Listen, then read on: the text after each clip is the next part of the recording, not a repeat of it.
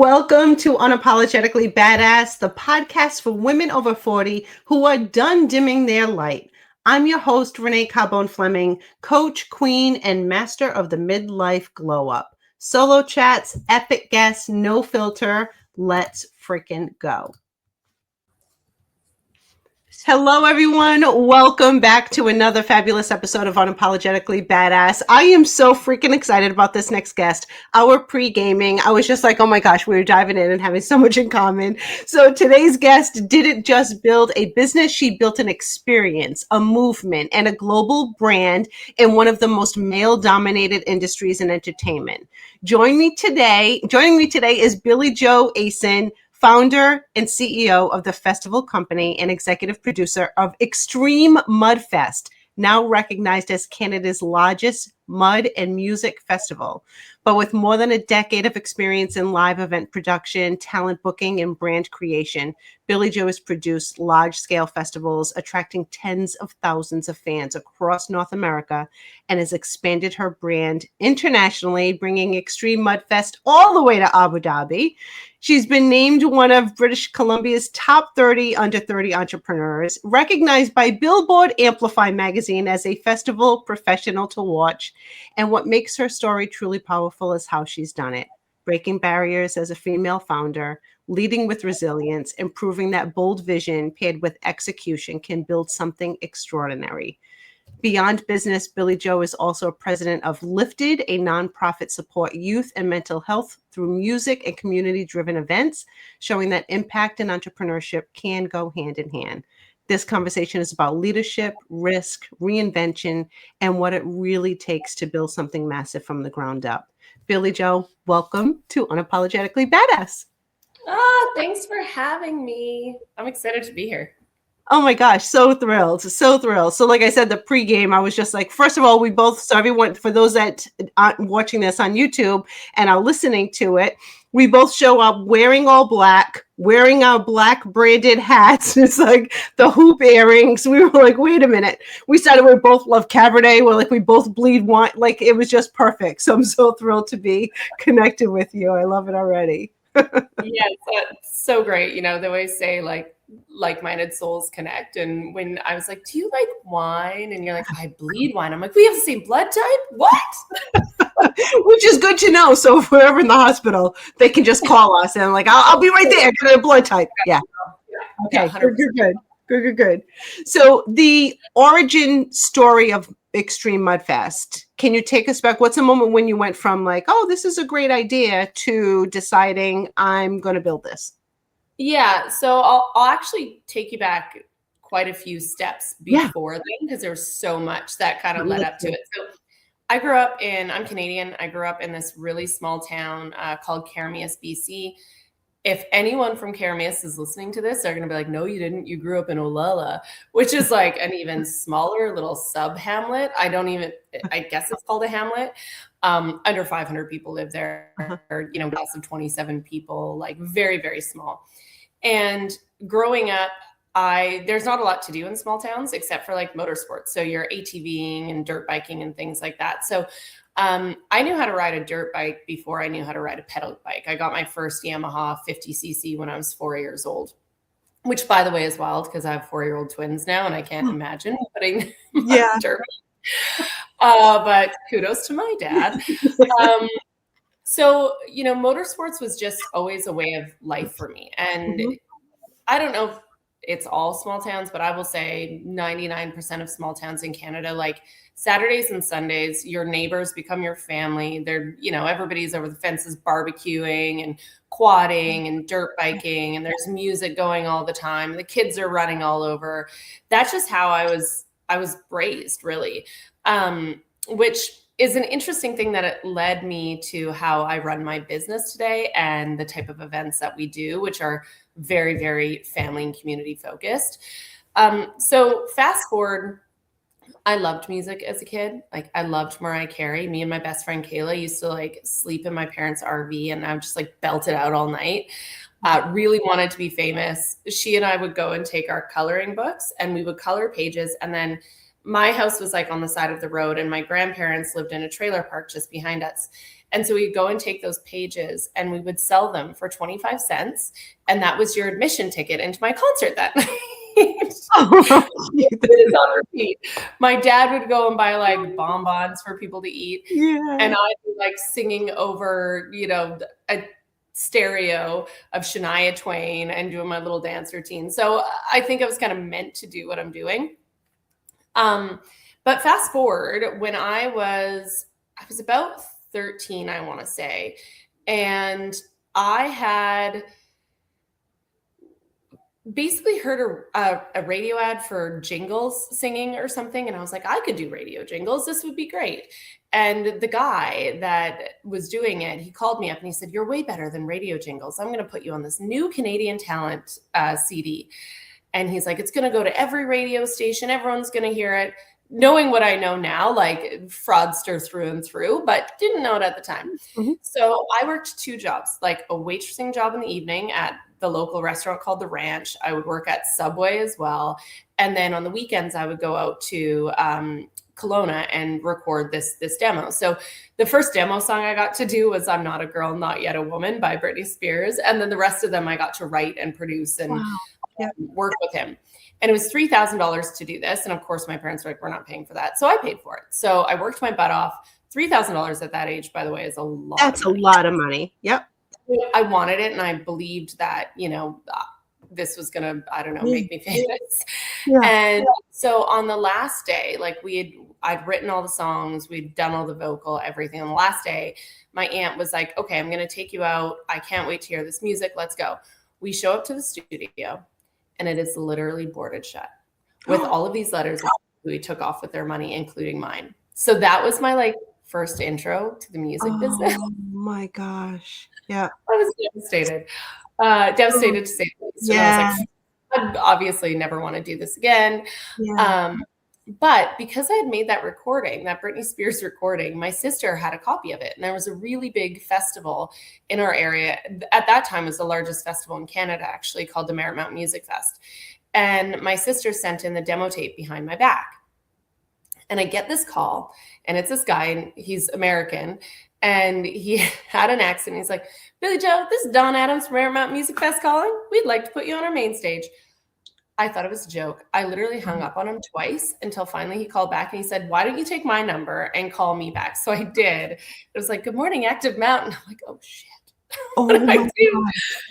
So here I am thinking I would never, ever sing again. And now I've got this opportunity to sing at, the most prominent festival in the area. And being from a small town, like everything shuts down over Merit Week, or did when it was in existence.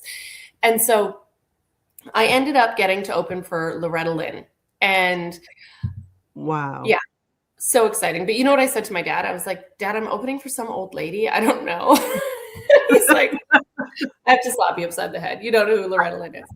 And so I went out and I belted my butt off saying all Martina McBride songs. And the promoter, Dawn, came to me and was like, hey, you got to come out to Vancouver. You're pretty talented here. Like, let's get you out here and see what we can do. So at that time, I would have been 15, came out to Vancouver, laid a couple demos down, basically found out I needed a vocal coach, which is totally fair. And I needed to graduate high school and so on and so forth. So fast forward, here I am, 18, graduated for the summer, working on a construction crew in Dawson Creek, working for my dad on a paving crew. I was a packer operator. I loved it. And I was supposed to come out to Vancouver to record. And I was like, you know what? I'm just gonna go for it.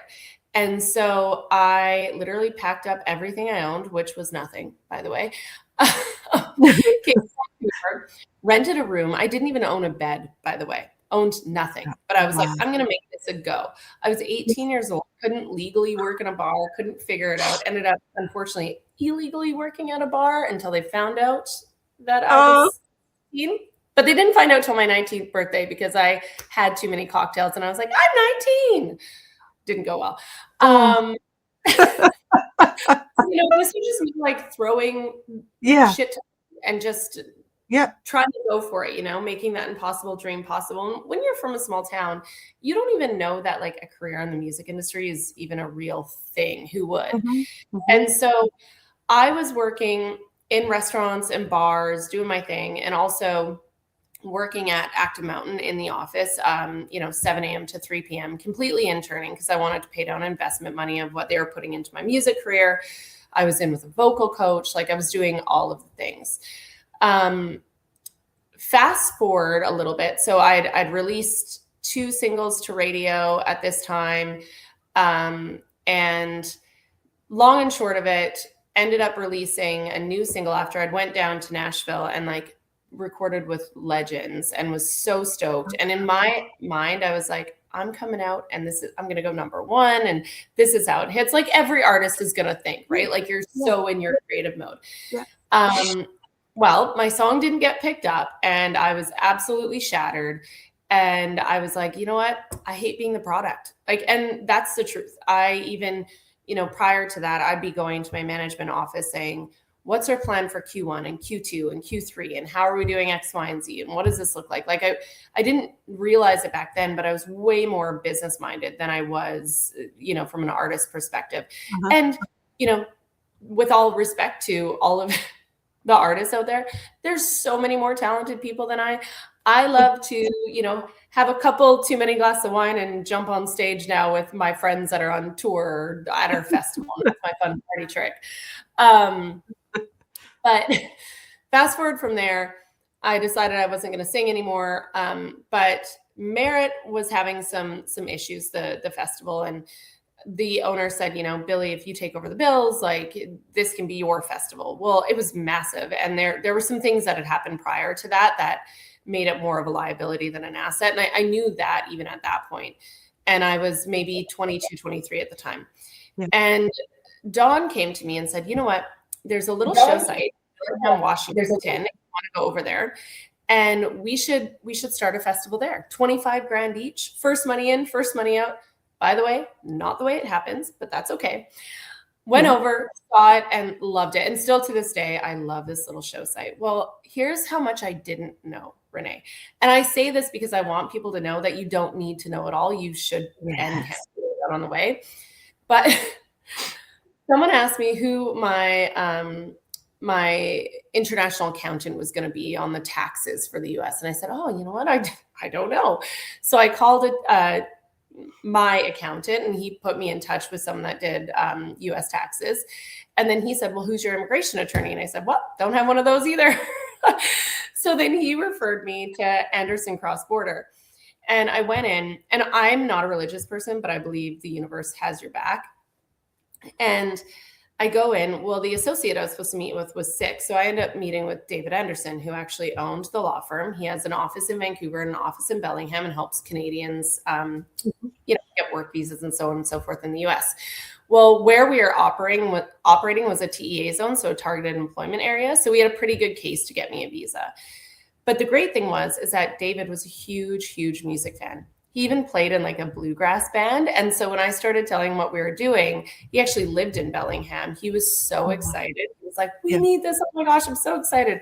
We had like Dr. Hook playing and like Lone Star, and he was through the roof. So I'm like, okay, great. Let's get me a visa. If I have a good case, like, what do we need to do? And he says, well, it's $10,000. So $5,000 today. And, we'll get $5,000 on getting your visa. I didn't have $10,000. I was 23 years old. So I'm like, can I steal your restroom for a sec? And I'm in the bathroom being like, think, Billy, think, what do I do? Because he's made it very clear that I need a visa to work in the US. And times were so different then that like literally I was going across the border saying, I'm doing a festival over here. And no one was stopping me. So anyways, I'm like, oh, he loves music. So I go back in and I said, David, I'm going to do you solid. You love music. You're marketing to Canadians, you're marketing to Americans. Well, a lot of Canadians are going to be coming across. A lot of them are like snowbirds. We're going to have some Canadian country artists there, so on and so forth. And I said, so how do you feel about, instead of me just giving you 10 grand, because look at your office, do you need another 10 grand? I was like, instead of that, how about you become our presenting partner? And he was like, oh, I like that idea. What does that entail? And I just made it up on the fly. It was the first sponsorship I ever sold. I Love it. I love being so naive, but so quick to turn an obstacle into a huge opportunity. Well, Yeah. and turns out like David ended up being a lifesaver. Again, very different times. Yeah. But that was, I was 23, so that was 16 years ago. You had to go get like a merchant ID number, which is very like we didn't have Stripe or Square or anything like that. So you got your flow through and then you needed your merch number. And since I wasn't American and I had no credit, I didn't even have a merchant ID number. So when I had a lady that was setting up some ticketing for me and I was like, oh, did you get this all done? And she's like, yeah, all done. And I get a call from the ticketing company and they're like, your merchant ID number is not working. And I was on sale in 2 days, by the way. And I was like, well, what do you mean? What is the merchant ID number? And they're like, well, you put this number in here. So I called the lady doing it. She just made it up. We didn't have a merchant ID number and we had no credit. So it wasn't even possible for us to get one. And so David calls me and he's like, Billy, how are we doing to go on sale? And I'm like, I don't have a merchant ID number. It's all done. And he's like, well, I have some friends at the bank. Little do I know. Next thing, we have a merchant ID number within 24 hours. Little do I know, he put up like his own personal risk saying, no, they need this. And I get it, because from a risk perspective, when you buy a ticket, that money goes into my bank account. I could just go and take that money and run. And you've heard horror stories of things like that happening. Right. So fast forward, festival runs. It's the most expensive education of my life, as I like to call it. Lost a ton of money. Learned a lot though. And it didn't dissuade me from doing it again. Yeah. So I was like, okay, I think I can do this again. Again, I was still a country artist. I was working on an album. Whether or not I wanted to be the product, I didn't know. But I ended up going in-house with an agency in Canada after that. And I learned a lot of what to do, what not to do, like the kind of business maybe I would want. But I was introduced to the concept talent buying, which is basically if you have a festival, or even if, say, you were doing a big conference and you want Sarah McLachlan to come play or anything like that. Anytime you have talent, you have to interact with an agent. Well, a lot of the times you're a volunteer board or you're one corporation that just doesn't work in entertainment. So you hire a talent buyer. So think of us like the broker between the agency and the event, because we know the market, we know all the ins and outs. So I learned everything talent buying, and I ended up deciding to open my own shop.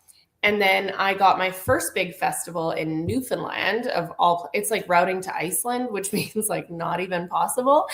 And we went out there, did the show. It was called Eastbound Hoedown. We ran it for multiple years. It was fantastic. But what I wanted to do as a talent buyers, still today, this is the model, is that say you want Sarah McLachlan to play. Yeah. It doesn't mean you're going to get Sarah, but say she accepts your offer and so on and so forth. I'm going to go and I'm going to mark up your contract, send it to you, and then I'm going to send you an invoice for 10%, and I'm going to say good luck.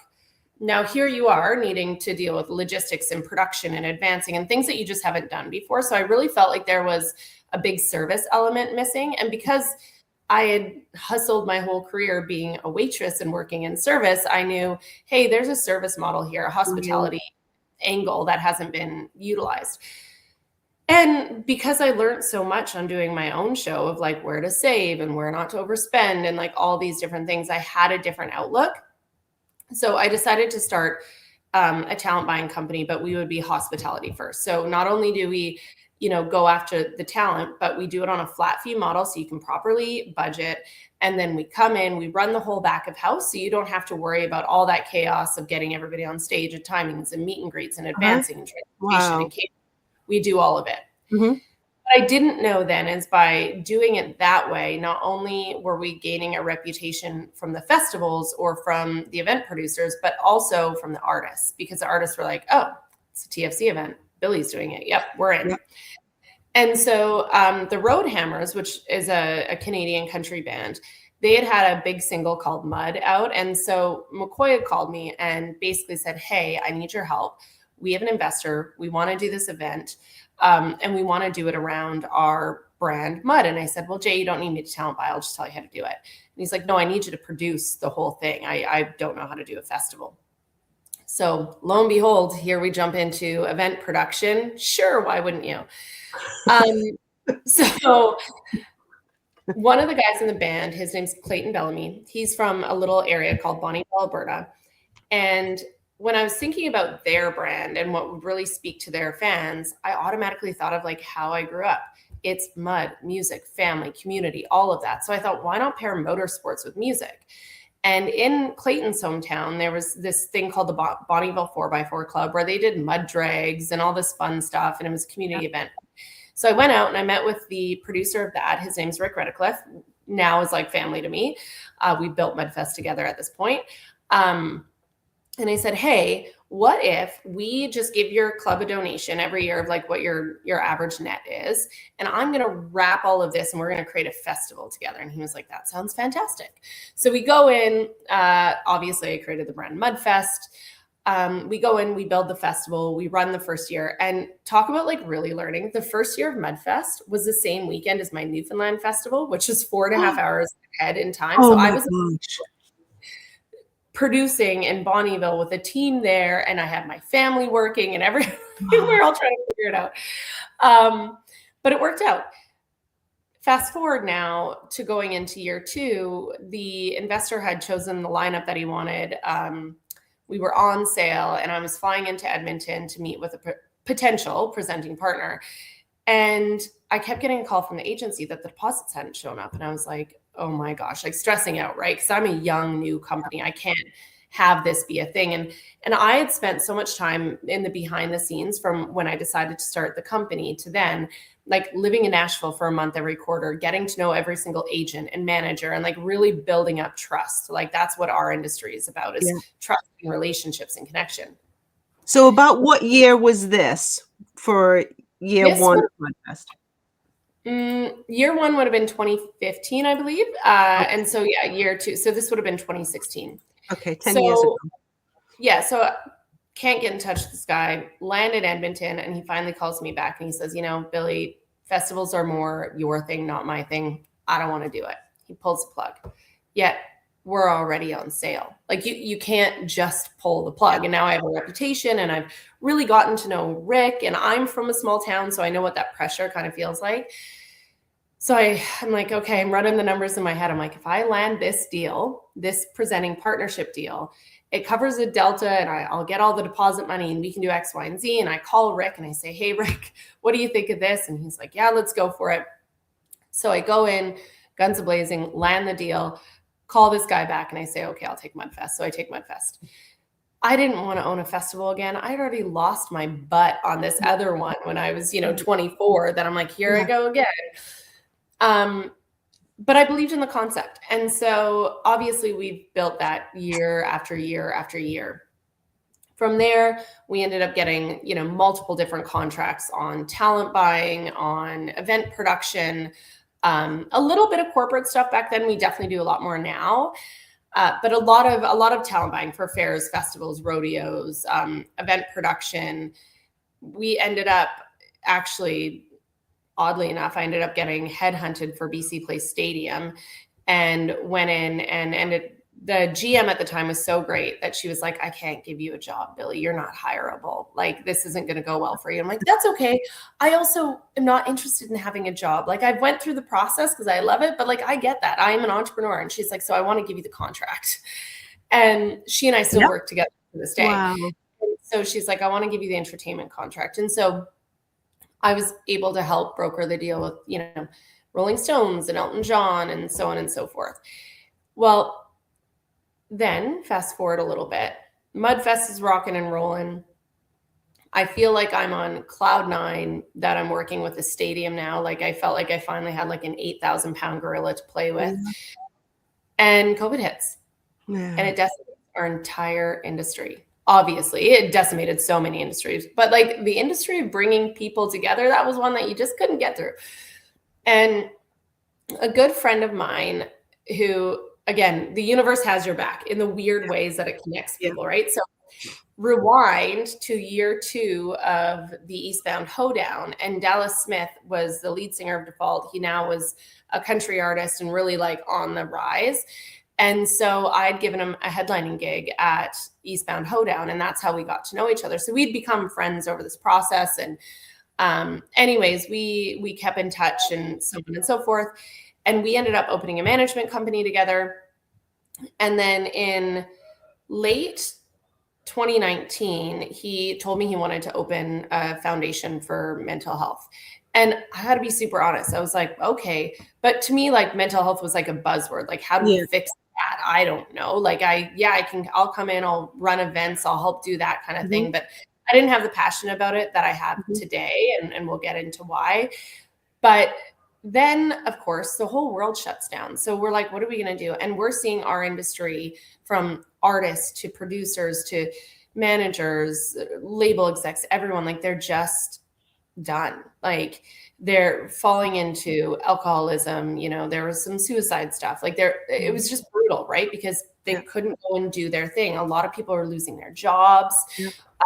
You know, I had a girlfriend who worked at Ticketmaster at the time, and she just every day, it was like she was inundated with friends being fired, and she's like, when's my time? When's my time? She never re-entered the entertainment industry after this, by the way, because she still had PTSD over it. And so I was like, how are we going to get our friends and our artists back to work, and how are we going to go and do something? And so we ended up partnering up and doing hotel festivals. So we started in Calgary the first year. And what it was we would rent out the balcony suites, like all of the balcony suites in a hotel. And if they had a courtyard, we would sell the room to 4 people. And the tagline was parties in your room. You go on the balcony, and then we'd throw a 3.5 hour long festival in the courtyard. So everybody got to come back together over music. Friends back working, it got everyone together. And I got to tell you, the first one we did in Calgary, everyone showed up, like industry friends. We were hugging, we were drinking. It didn't matter to us at that moment. Everyone was so excited. And so that's kind of how we started, you know, raising money to give back. And that money actually went to the Unison Mental Health Line, which is a mental health line for artists in Canada. And so that's how we kind of started giving back. Well, in my personal life, me and my husband have been trying for babies for 3 years. And I just thought it's because I'm always on the road, right? Like I was in Texas and Nashville and home. Like before COVID hit, I was about 250 days a year on the road. Wow. So it's hard to conceive a baby during that time. Yeah. So we start going down that journey, and it becomes a journey of fertility, and it's just not happening. And finally we go in, we get all of our testing, blah, blah, blah. Well, turns out I used to have chronic ovarian cysts when I was really young.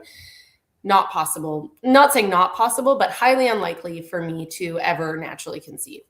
So we decided, okay, we've got to go down the route of IVF, which was its own thing. You know, you watch your friends get pregnant and family members by accident. And here you are working so hard to do all the right things. Yep. And then you're doing this all in isolation because your partner can't come into the room with you. And I think it's, honestly, Renee, I don't know if you know anybody who's went through this journey, but I found it so isolating. Yeah. And so I wanted to talk about it. But then I found it so beautiful as I started to talk about it more and more. And I had more people reach out and say, hey, I'm struggling here. Have you had issues? Like, how did you talk to your family? Did your family say just go get drunk and get pregnant? All of the things. Like, I feel like we need to talk more about this as women and really support each other on those journeys, because it's such a private and intimate thing that we need to make sure we don't feel like failures as women and as men, by the way, not being able to do something that's supposed to come so naturally. Well, we end up conceiving, and we end up conceiving not 1, but 2 babies. So we are pregnant with twins. Well, I'll save you a lot of the gory details, but you know, we did all of our try testing, everything. And then at the 20-week scan, we found out that one of our babies had a hole in the heart, a missing kidney, a twisted spine, a club foot, and what they were calling brightness of the belly. And I didn't even understand half of it, because I was like, well, we've done all the testing for all of the things. Right. And they're, no, we only test for like Down syndrome and blah, blah, blah. Like there's all this array of things. So they brought us in to meet with the cardiologist, which I thought was a big, scary one. They walked me through what would happen, you know, when she was born. We went and talked through clubfoot. People are born clubfoot all the time. The brightness of the belly, they have no idea. They're like, there's nothing we can tell you until the baby comes out.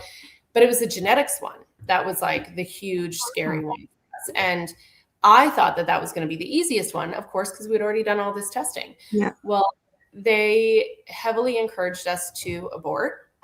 Because if you have more than 2 issues, it usually points towards a larger genetic issue.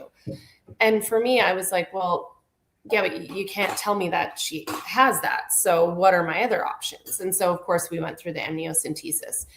And what that is they basically go and they check everything that they know to mankind on the DNA. So they check each stripe, the in between, and then the whole ladder, for lack of a better term. So I'd wait every single Friday to get a call to say, yes, we found something, or no, we haven't. Well, we get through all 4 weeks and they found nothing. They're like, anything that is genetically known to man, we know nothing about. Like, she doesn't have it. So I was like, okay, great. Now we just have plumbing issues. So we're having a baby. This is great. And everybody, by the way, has like their own beliefs around that. Like, I learned so much, like that majority of people will abort over a cleft lip, which shocked me. Yeah. But we all have different belief systems, right? Like that didn't fall into my belief system or my husband. So anyway, here I am. I'm like, okay, we've ruled everything out. We're back. We're flying clear.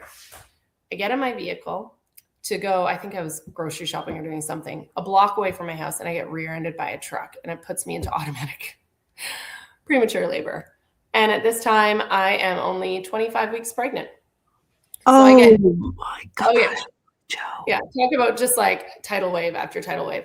So now I get checked into Women's Hospital, and they're like, yeah, you're not leaving. And I'm on bed rest. And I'm a very social person, for one, but I really like to be productive. Like, you know how everyone's like, oh, I'd love a sick day, just like lay in my pajamas and watch movies all day.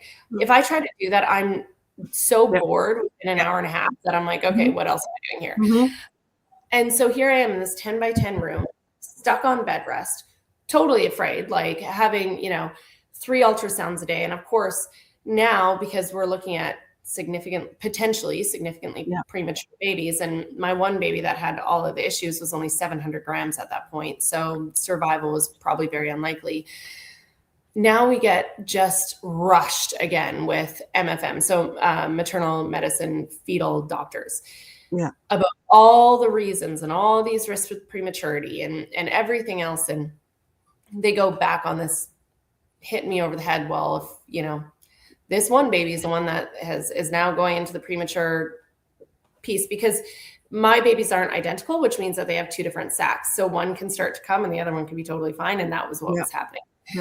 And so again, they start on this, well, if you abort the one baby, we can do, and I was like, leave my room. Like I've had this conversation. I've made up my mind. I'm done. And I had this wonderful doctor walk in. So I get checked in on a Friday. This wonderful doctor walks in on a Monday. English accent, because English people just always make you feel better. And he's like, well, I hear that you've had just a bloody weekend, hey? And I'm like, I don't want to talk. I've said my piece. Well, and he's like, so you made your call? And I'm like, yeah, I have. And he's like, okay, well, I'm going to show you what all the doctors aren't going to show you. And I was like, what?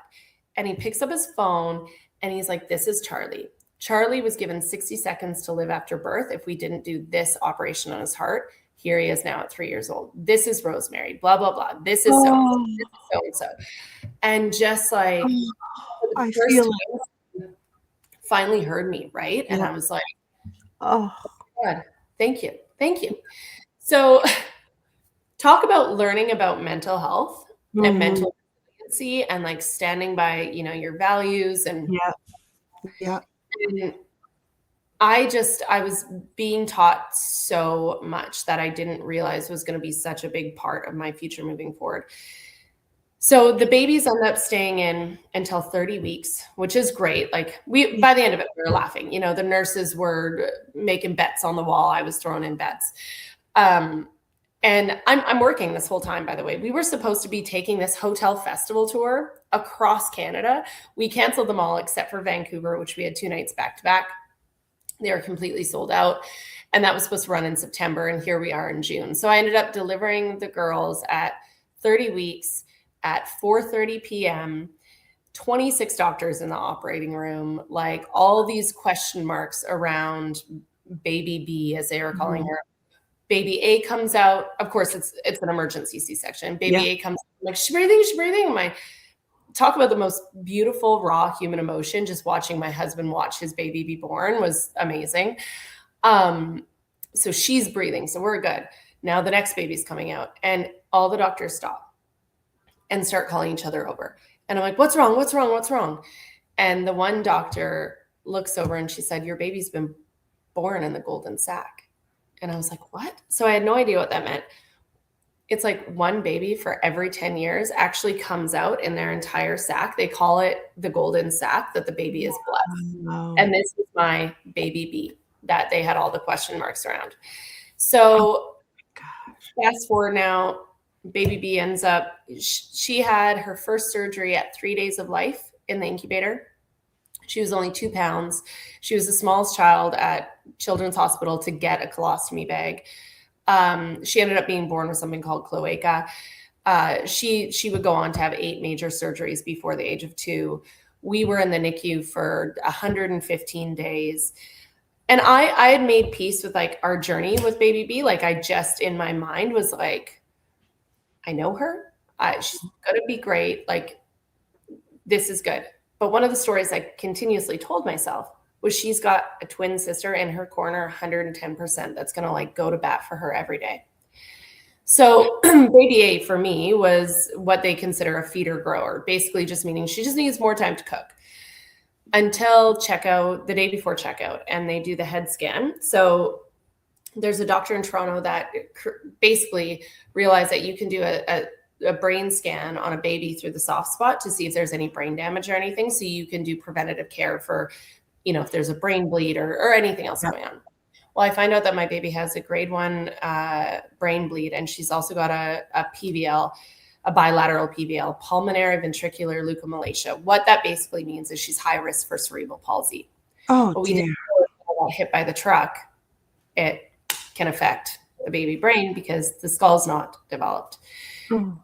Talk about going black, like tunnel vision black. I was like, what are you talking about? Like this was not supposed to happen. I did everything right. Right. Like, how is this happening? And I'm not going to lie, like the woe is me moment was like really hitting hard. Yeah. And I couldn't get out of the funk. I ended up getting a psychologist in children's, and she really taught me the tools of, is it a fact or a fear? Like, is this situation a fact that this is happening so that we can like address it? Or is this a fear that it might happen? And so I even started having her in like, the doctor's rounds and things like that, being like, am I hearing this right? Because to give you an idea of the emotional gravity while I was in there, like my one daughter, so if you're in NICU, the sickest babies get rounds first. And my one daughter was the first on rounds for 6 weeks. She was intubated. She, crashed in NICU. Every day was this constant, like, what are we going to face? Like 6 weeks of intubation is horrible. She ended up coming out with chronic lung and asthma and all of this stuff. And so I'd already been through this whole whirlwind with this one baby. And now here I am getting hit on the other side, what I considered my healthy baby, that I didn't even consider that to be a possibility, that I was going to end up with 2 children that had different needs. So, well, we're here. We're in the NICU. My one daughter gets released. And this happens a lot with twins. Sometimes one will get released before the others. My aunt came out, and she's a saint. She lived with us for like 4 months. And so my one daughter is at home and my other daughter's in the NICU, and we go and we run the hotel festival series. Well, flipping back into work mode about the resiliency piece. Yeah. So here I am. I wake up on show day, and we, again, sold out 2 nights back to back in a very historic venue in Vancouver with Dallas, who's now the top artist in the country. Oh my gosh. And it is monsooning rain. And the whole thing with this festival was all of the balconies of this hotel kind of go in a U shape, and they face onto the ocean. There's this beautiful yacht. And so we are doing the whole festival on the yacht with big screens and the sun setting. It was going to be stunning. Well, there's no such thing as cancellation insurance because it's COVID. You can't do anything. So I'm like, oh my gosh, we can do this, right? Like, we can put a tent on the boat. We can do something. I show up at the venue, and our production manager, Monty, grabs me. He's like, hey, can I talk to you for a sec? Oh. Yeah. So he pulls me aside. He's like, we're going to have to cancel. Like, no, Monty, there's no such thing as canceling. We cannot cancel. This is an option. I'm like, give me a minute.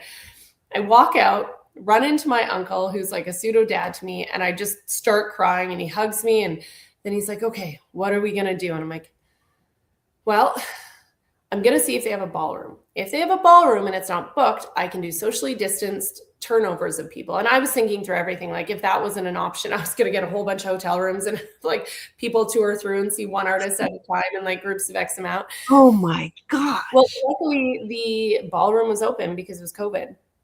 So we ended up doing 100 people. It was socially distanced. Like, we followed the protocols. Yeah. Unfortunately, if you weren't vaccinated, you couldn't come in, which kind of took a lot away from a lot of the people that did buy tickets because they didn't want to be vaccinated. And that was, so it was tough, but it was the only way to run the show. Yeah. We ended up doing 4 rounds of this. And it was beautiful. It was like this broken down, beautiful acoustic setting, all candlelit, like everybody loved it. Well, we still had the issue of this yacht, and this is a nonprofit event. We couldn't lose money. There was no money to lose. Right. And the yacht would not refund us the amount of money for the usage because they're like, well, this isn't our problem that you can get production on. I'm like, we're nonprofit. Like, what do you, this has made the front page of the province newspaper, like everything, like you're not going to give us anything back. And of course we had refunds that we had to give for people that weren't vaccinated that couldn't come. And so the event was in trouble. So we actually had the penthouse suite reserved. And I was like, okay, what are we going to do on the fly? And I said to Susan on my team, I'm like, go through the list, go get Dal and get everybody that we know that has money. We need them in there. We're going to do a private fundraiser upstairs. So at the end of it, we're like, Susan and her girls are like calling. They're like, hey, we've got a private show for you, blah, blah, blah. So everyone goes up into the penthouse. Coolest experience ever. Like, again, cool acoustic thing. We ended up having like Chad Kroger from Nickelback played, and someone paid for him to play, which is great. And I end up meeting this gentleman. His name's Ian Benson. And he comes up to me and he says, hey, can I auction something off? I own something called Bison Lodge. And I was like, oh, okay, cool.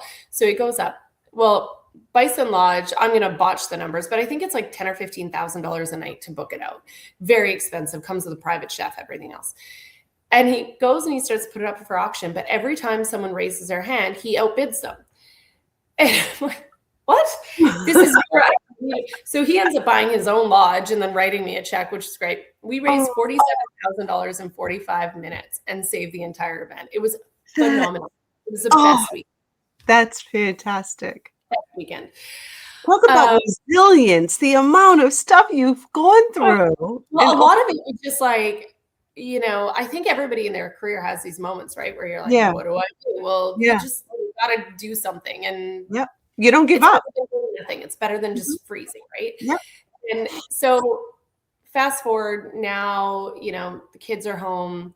We're going into normal life. I added it up. I think in the first year we lived in Children's for like 9 months. It was brutal. Oh my gosh. But now I really had a basis of what Lifted was. And for me, Lifted was our foundation, and I had a basis of what Lifted could do in mental health. So I looked at mental health services and, you know, medical care that just weren't available. Like the psychologists that we had in the NICU, there was one psychologist per every 3 pods, and she only worked 3 days a week.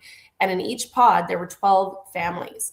So 36 families going through this, one psychologist working part-time. Like, there's no way she could keep up. No. It was like this. Healthy parents raise healthy kids. You need these psychologists. Like, you're not in children's hospital because your baby's okay. That's not how this works. So I saw that. Obviously, I struggled with my own mental health through this whole process. I saw the mental health of our industry, of people's identity and careers being taken away, and their finances being taken away, and not being able to provide for their families. So we really set out on a bigger mission, I found. And what I realized, and I don't know why I hadn't realized that before, is that we had access to megaphones that other people don't. And that's celebrity megaphones. People like being around famous people. And these happen to be my friends and people that, you know, we grew our careers together. And so I was able to then take these celebrity megaphones and shine a light on an issue and raise the money. So fast forward about a year, Ian calls me and he says, hey, Billie, do you know what a NICU is? And I start laughing. I'm like, Ian, I am the poster child. What? And he tells me a story about them air vacuuming babies daily out of this hospital called Cranbrook, which is in the East Kootenay region of British Columbia. So it's the entire Kootenays goes to this one hospital, and they can't keep babies that are born anything under 35 weeks, even if they're considered a feeder grower. And so the rule of thumb is for as many weeks, given what medical challenges the baby may come out at, and the amount of weeks that the baby is premature is the amount of weeks you'll end up being in NICU. So if it's 35 weeks, you're probably going to be in the NICU for 5 weeks.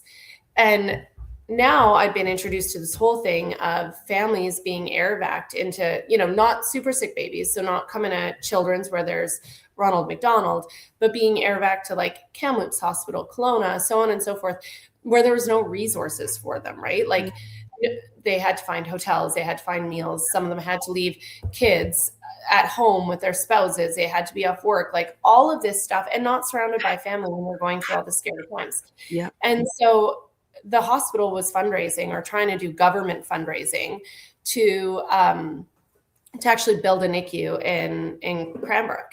And so Ian said, do you think we could throw a benefit concert and build a NICU? And I said, well, yeah, let's do it. I was flying into the Country Music Awards. I literally texted everyone as I'm getting on the plane. Yeah. My phone's off. I land and it's like ding, ding, ding, ding, ding. I walk into the big party that night and everyone's like, let's build you a NICU. This is awesome. Wow. And everyone came out and played it. The NICU was actually just built and is now operating as of November 2025, which is just congratulations. That is beautiful. That is beautiful. And you're right. So many families are so affected financially, emotionally. They need the support. And if the smaller hospitals don't have the resources, it's like, what do they do? You're American. So in pros and cons to both systems, right? Like there's no right or wrong. Yeah. But unfortunately in Canada, everything is government funded. So the government chooses what gets funded and what doesn't. And then it's just left to the hospital themselves to kind of advocate and the community to fundraise. And a lot of the times you're seeing all of these small business owners in these communities come together to fundraise for what was promised us that would be covered by the government. Wow. So I'm a big believer that small business can change the world. Yeah. You see that all the time. You have a little kid that, gets diagnosed with leukemia and the family has to fly to the other side of the province for treatment. The government isn't paying for that. Right. Who's doing that? But like the local restaurants, the local construction companies, all coming together to raise money to support that family. And so it's been a wonderful journey where I started off wanting to be famous and be on the stages.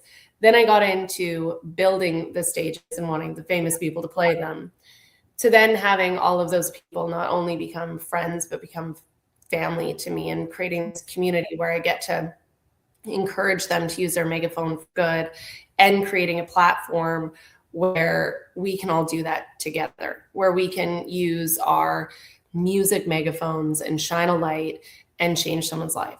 That's where my massive passion is. That's the power of events. That's the power of community. Anyways, that's us in a nutshell. That's kind of my soup to nuts journey. I overspoke and you didn't say a word, and I haven't even had any wine yet. You know what? Well, we'll get to the wine, but I'm so glad that you did, because women, it's important to have the conversations, and it's important to have the transparency about the struggles that we face. And oftentimes what I love for the younger generation is to hear the stories of people that have lived it, where you had this vision that you were going to go down this one road, but life happens and you pivoted. And, I am spiritual. I do believe in God. I do believe that, or whatever somebody believes in, but you're meant to go through the hard times in life because of where he's taken you, or where you're supposed to be led to. So if you look at your path, and I think anyone can do this, if you listen to the signs and you look at some of the hardest moments in your life, they led you to some of the best moments in your life. For me, for sure. Mm-hmm. Everything from, my single not being played, to opening up a festival that lost money, to that like X, Y, and Z, that at those isolated things seemed catastrophic at the moment to me. Right.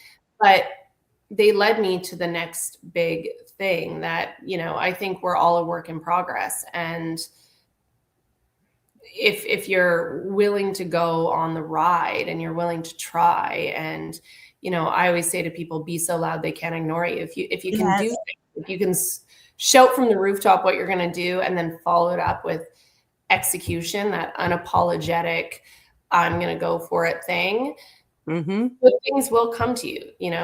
One of our main slogans, we have a couple of them in our company, but one of the other ones is do cool shit and be a good human. We have that on all of our hats, all of our jackets. And so now every event that we have, whether it's us taking the risk or a client, there always has to be a benevolent piece to it. So a give back piece to it. And if they don't know how to do that, we'll teach them how to do it.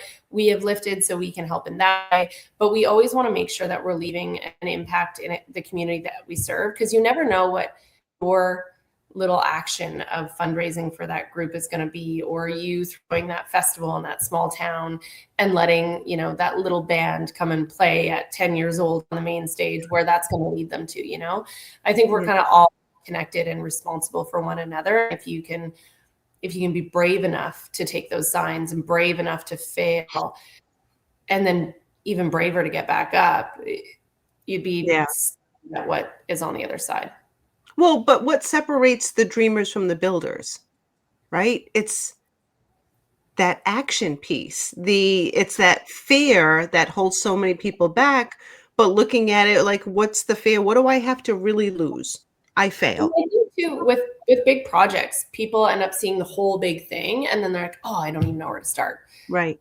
The best next step, momentum is movement. So if I have an idea for a fundraiser or a show or a new business thing, instead of sitting there and trying to like map out a whole plan around it, which is great, and you do need plans, of course, to follow, I'm going to send the first email. So I'm going to create that momentum, so I know it's going to come back to me, right? Like if I need that partner, I'm going to send the first email, ask for the meeting, just start that conversation, because then it'll start to kind of get its own movement going. Yeah.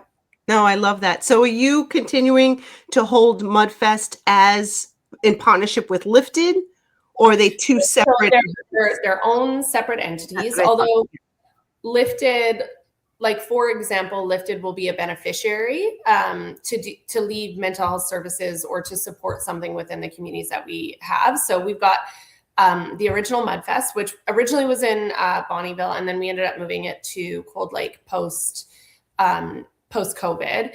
And then we actually 2 years ago opened our second location in Dawson Creek on my family farm, which obviously just like has my total heart. Yeah.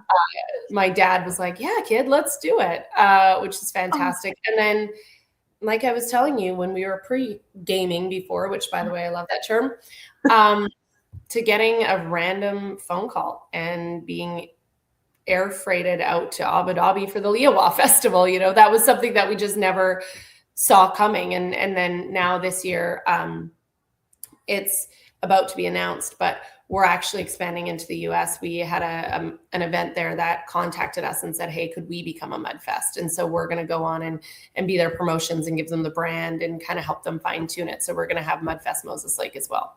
Oh my gosh, that's fantastic. We're going to definitely have to keep us posted, and we can share that for sure. I will. Oh, I love it. I love the fact that you were very transparent in sharing your journey. I so appreciate your passion and the help that you're giving to so many different communities and the world that you live in music and the musicians. It's really important. Yeah, it's this cool little universe that, we all have them, Renee. If you look around your life, like you've created this cool little universe of people, and I'm forever grateful of all of the things. I wouldn't change a thing at this point. I love it. So what advice do you have? One last closing thing. What advice do you have to another woman who has a bold idea, but is like talking herself out of it? Everyone has a megaphone, and it's your responsibility to use that megaphone for good. Go be so loud they can't ignore you.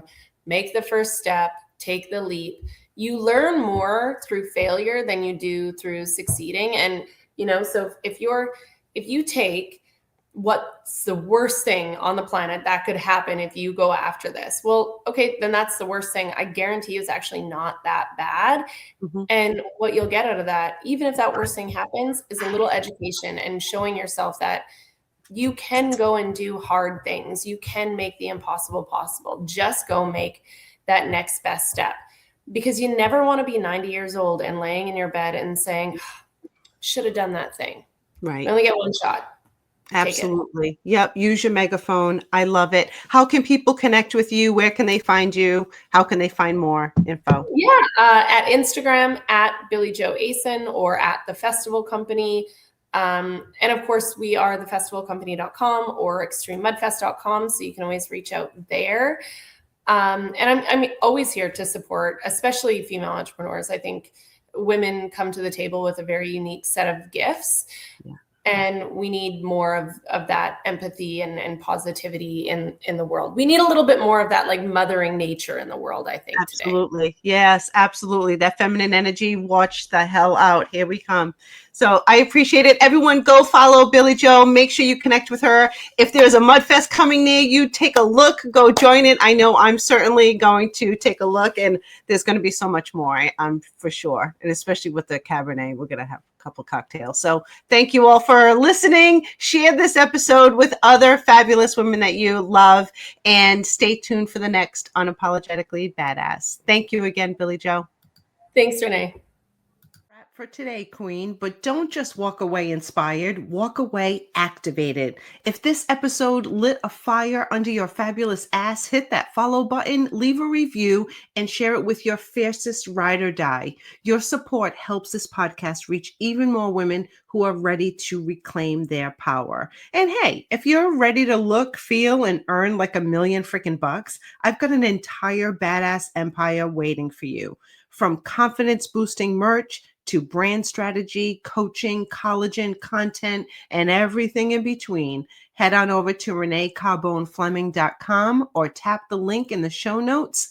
Pick your flavor of badass and let's turn midlife into your power era. Stay bold, stay unapologetic, and wear the damn crown.